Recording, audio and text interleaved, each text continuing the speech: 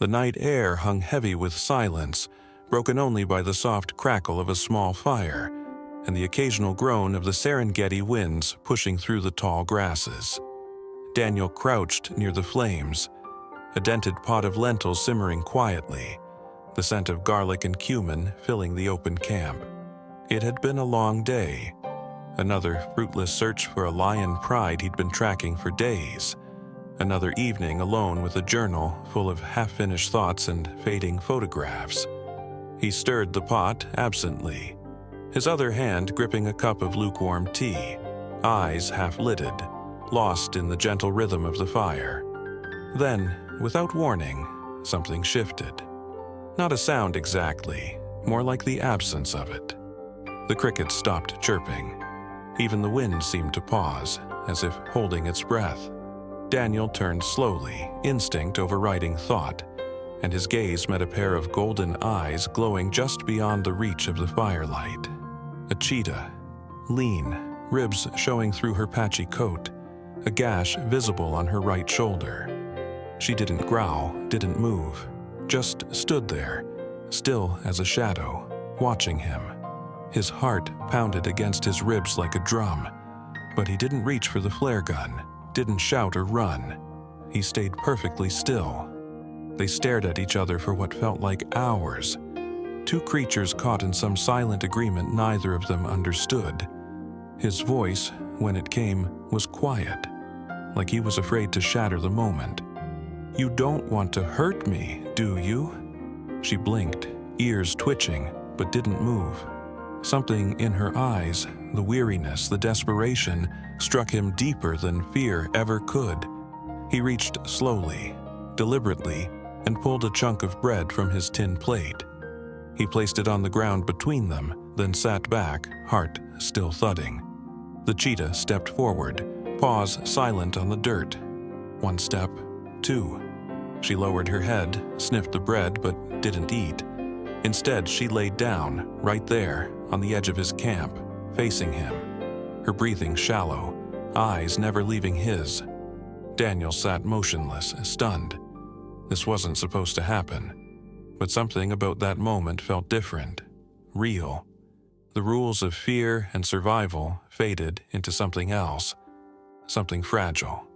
He didn't know why she'd come, but he knew he wouldn't send her away. By morning, the cheetah was gone. No prints, no sign of where she'd gone, only the lingering feeling that the night before hadn't been imagined. Daniel stood where she'd lain, brushing a hand over the warm patch of flattened grass. The fire had long burned out, and the last stars were fading, but something inside him hadn't settled. It was like a thread had been pulled loose, and now he couldn't stop thinking about her. Those eyes, that quiet surrender. That evening, she returned. Just after sundown, as Daniel sat fiddling with the lens of his camera, she emerged from the grass again. Calm, deliberate, eyes locked on his. He didn't move, didn't speak. She didn't come as close this time, only settled a few paces beyond the firelight, her body low but unafraid. He offered her nothing, only his presence. It became a pattern. For 7 nights she came, sometimes near, sometimes watching from the shadows. Daniel started calling her Saba. 7. It seemed fitting. There was no logic to it, no reason she should return. But she did. He didn't tell anyone at first. How do you explain that a wild animal was choosing your company? That her presence made the silence of the bush feel less heavy? One night, as she rested just beyond his tent flap, Daniel sat scribbling in his weather-beaten notebook, and his hand froze above the page. He'd drawn her, not as she was, thin and scarred, but how she might have looked before, healthy, sleek, strong. It was the first time he'd sketched anything since Leah died. Leah, his wife. Her name still made something crack open inside him. She'd loved animals the way most people loved their families. Completely, without condition. She would have sat there beside him, whispering softly to the cheetah. No fear, no hesitation. It was how she lived. How she died, driving to a remote village to help treat a pack of orphaned hyena pups. After she passed, Daniel had come here to disappear behind a lens, to avoid people, to stop remembering. But now, Saba was here, uninvited, unafraid, and unwilling to leave. And each night, as the fire glowed and the stars wheeled above them, Daniel started talking. About Leah, about the silence, about everything he'd locked up. He wasn't sure she listened, but she stayed. And somehow, that was enough. It was just after dawn when Daniel saw the blood. A thin trail, smeared into the dust outside his tent, led toward the acacia grove beyond the camp. His stomach twisted. He hadn't seen Saba the night before, and now this. Streaks of red like a quiet alarm across the earth. He followed them slowly, eyes scanning the brush. Breath held tight in his chest. She was there, half-curled beneath a low bush, sides rising in uneven rhythm. Her eyes flicked to his, and for the first time there was something sharp in them, pain. Her right front paw was bent awkwardly under her, and Daniel saw it then. A crude metal snare cinched around the joint, biting into raw flesh. The wound was swollen, dark with infection. He froze, hands at his sides, waiting. She didn't growl, didn't try to move. She just watched him. "All right, girl," he murmured, kneeling slowly into the dirt. "We'll take it slow." He inched closer, inch by inch, whispering every movement. The snare looked old, rusted, probably left by poachers long gone. He reached for his pack, carefully pulled out the multi-tool, and tried not to let his hands shake. Every instinct in his body screamed caution. She could lash out, bolt, end it all in a second, but she didn't. When he touched her leg, her muscles tensed, but she didn't move. He worked quickly, gently. The metal fought him, stubborn in the way things always are when time matters most. Sweat dripped into his eyes. The smell of blood and rust filled his nose. Finally, with a soft clink, the snare gave way. Saba let out a low exhale. Not a growl, more like relief. She pulled her paw back, curled it under herself. Daniel didn't press. He knew better than to try more. He just sat there, breathing with her, both of them exhausted in different ways. The sun had risen fully now, golden light filtering through the trees. Dust danced in the air like tiny spirits. Daniel looked at her, really looked, and something in him cracked open. This wasn't just a wounded animal anymore, this was trust. Fragile, raw, real. Neither of them had asked for this bond, but it had formed, thread by thread. And as he sat beside her, quiet and still, he realized he wasn't just helping her heal. She was doing the same for him. The emails started trickling in first. Curious questions from a colleague in Arusha, a forwarded article from a small wildlife blog, then a more serious message from the reserve's main office. Word had spread. Someone must have spotted them together. A distant photo maybe, or tracks overlapping too closely. Daniel had kept it quiet as long as he could, but Saba's visits hadn't gone unnoticed. He sat at the folding table outside his tent, rereading the latest message. Your behavior could be classified as interference. Wild animals should remain wild. The words stung, not because they were wrong, but because they came from people who didn't understand what this had become. Later that day, a beat-up Jeep pulled up to his camp, kicking dust into the air. A woman stepped out. Local journalist, sharp-eyed, polite, but pointed. She said she was writing about unusual human-animal interactions. She'd heard a rumor.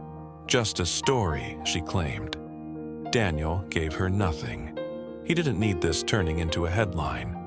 That night, he waited for Saba like always, but she didn't come. The fire crackled louder in her absence. The silence felt different now, louder, heavier. 2 nights passed, then 3.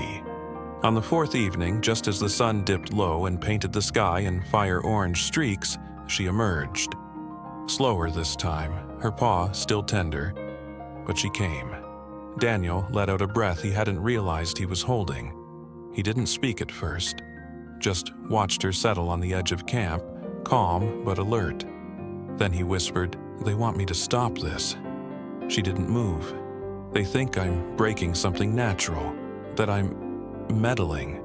Still, no reaction, but her eyes stayed on his, steady and unblinking.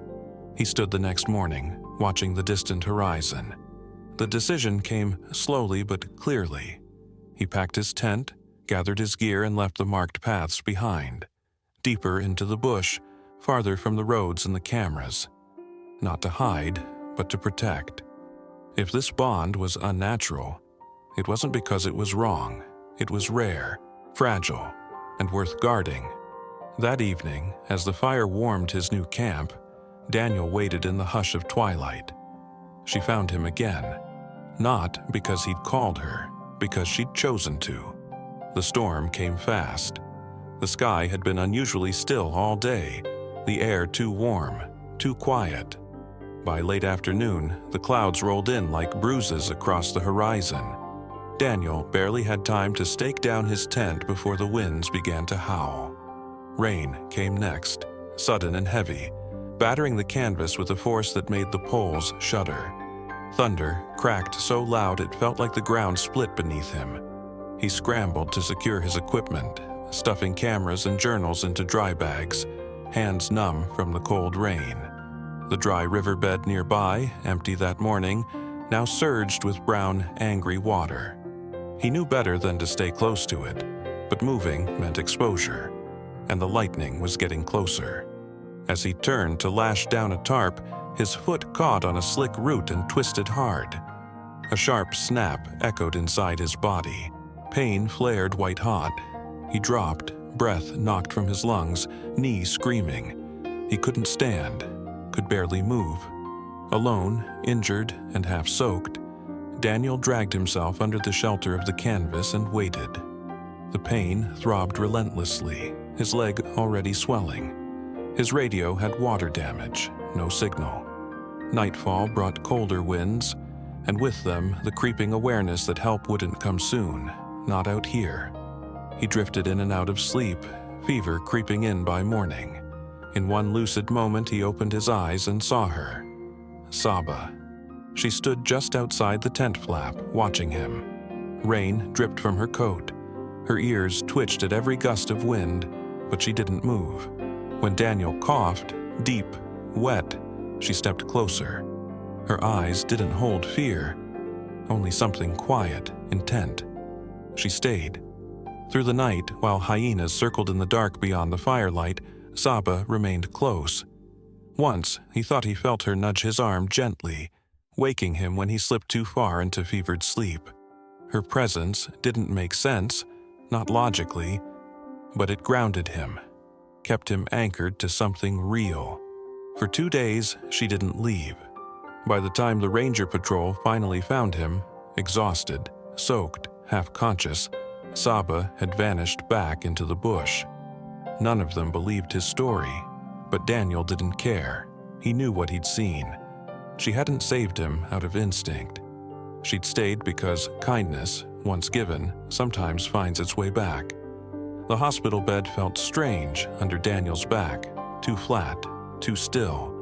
The white walls and fluorescent lights pressed in on him, a far cry from the open skies he'd slept under for months. His leg was in a brace, the ligaments torn badly, the swelling finally easing. He'd been flown out of the bush 5 days ago, patched up, and told he'd need weeks, maybe months of rest. But rest was the last thing on his mind. Every time he closed his eyes, he saw her. Saba, soaked and steady in the stormlight. He could still feel the weight of her presence beside him, the way she hadn't flinched when he coughed or cried out. No one at the hospital asked about her. Not seriously, anyway. A few nurses humored his story with tight smiles. One doctor even laughed, saying fever could play tricks on the mind. Let them think what they wanted. He knew the truth. The media storm arrived before he could stop it. A ranger, someone on the team who'd airlifted him out, had spoken to a journalist. The headlines came fast. Cheetah guardian. Injured photographer claims wild animal stayed by his side. Some praised him. Others mocked the story. Wildlife experts argued over ethics. Forums debated if kindness toward predators was endangering natural behavior. Daniel ignored all of it. Instead, he opened Leah's old laptop and pulled up the files she'd left behind. Detailed notes from her work, treatment plans, sketches, photos of every animal she'd ever rescued. There were names scribbled beside some: Tumaini, Zuri, Boma. She'd believed in giving wild creatures dignity, even if they never saw her again. He scrolled for hours until his fingers froze on a folder titled The Kind Ones. Inside were stories Leah had written but never shared. Notes about the people who had helped her. Villagers who'd risked their safety to report traps. Children who brought her wounded birds in woven baskets. Quiet acts, no glory, just goodness. Daniel sat back, heart aching in that old familiar way, but this time it was mixed with something else: purpose. By the end of the week, he'd started a fund in Leah's name, not just for cheetahs, but for wildlife caregivers across East Africa. Supplies, education, equipment, real ground-level help. A ripple of kindness made stronger with each hand it passed through. He didn't know if he'd see Saba again, but her impact had already spread. The grass was taller than he remembered. A year had passed, and yet the land felt unchanged, still wild, still vast, still pulsing with the quiet rhythm of life and death. Daniel stepped carefully through the brush, his knee stiff but functional, supported by a metal brace hidden beneath his cargo pants. He didn't come to camp this time. No gear, no tent, just a rucksack, a journal, and a camera slung over his shoulder more out of habit than intent. He told no one he was coming back. There were no press tags, no conservation badges, no speeches to deliver. Just a silent hope pulling him forward. For 6 days he watched. Sunrises bloomed and faded. Elephants crossed the ridgeline at dusk. He spotted lions once, vultures often, and even a pair of painted dogs vanishing into the trees. But not her. Each night he sat by a small fire, letting the wind tell its stories. He didn't call her name. He wouldn't try to summon her like a pet. That was never what this was. By the 7th morning, he was ready to leave. He knelt in the grass where their first shared fire had burned, brushing the earth gently, the soil cool beneath his fingers. A quiet goodbye. That's when he heard it. A faint rustle.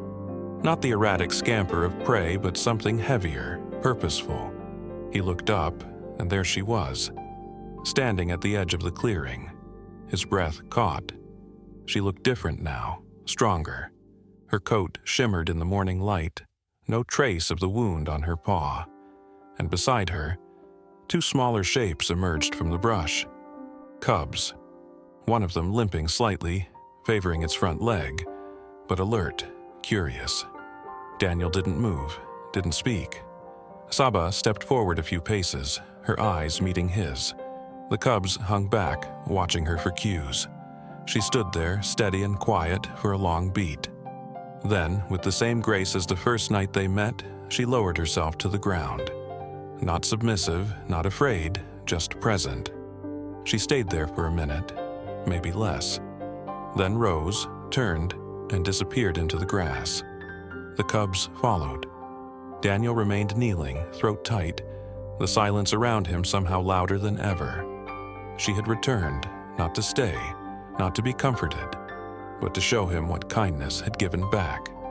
The fire was small, crackling softly in a stone circle he'd built years ago. Daniel sat with his journal open on his lap, the pages curling slightly in the breeze. The distant night sounds of the Serengeti drifted around him. Hyenas laughing somewhere far off. Crickets murmuring in the tall grass. The rustle of nocturnal life shifting just beyond the reach of the flame. He wrote slowly now, not for a book, not for a blog or a grant proposal. Just for himself, for her, The words came easier than they used to, not polished, not perfect, but honest. He wrote about the moment he saw her again, about the cubs, about how something in her gaze said more than words ever could. She hadn't needed to come. That was the point. She came because she remembered. The wind picked up, and he turned the page, the firelight dancing across old entries, sketches of Saba, notes on her limp, the scent of rain, Leah's name written more times than he'd admit aloud. There were old stains on the paper, probably tears or sweat, maybe both. He thought of Leah often these days, but differently now. The grief didn't hollow him out like it once had. It curled around him gently, like a worn blanket. Something soft, something familiar. She would have understood all of this. Not just the science, but the soul of it. The quiet miracle of choosing to care, even when it's hard. Especially when it's hard. Behind him, the faintest outline of paw prints marked the dirt near the grove, fading already, wind erasing them bit by bit. And beside them, his own footprints, side by side, like they'd walked the same path for a little while. He smiled without meaning to. In a world so often brutal, indifferent, and fast to forget, this, what happened between them, had been different. Real. Not a story to sell or a lesson to frame. Just a reminder that kindness, even when it seems small, even when no one else sees it, matters. He closed the journal, leaned back on his elbows, and looked up at the stars. She came to me broken, he whispered into the night, and so did I. Neither of us asked for kindness, we simply chose it. And somewhere, out in the dark, the grass swayed softly, like it understood. If this story touched your heart, imagine the lives we can impact together. Saba and Daniel's journey is more than a moment. It's a reminder that compassion still exists in quiet corners of the world. When we choose kindness, we create ripples that reach far beyond what we can see. By subscribing, you're not just supporting stories like this. You're helping build a community grounded in empathy, love, and second chances. Every share, every click, every voice matters. Be part of something real. Join us in spreading hope, one story at a time. Your support means everything. Thank you for believing.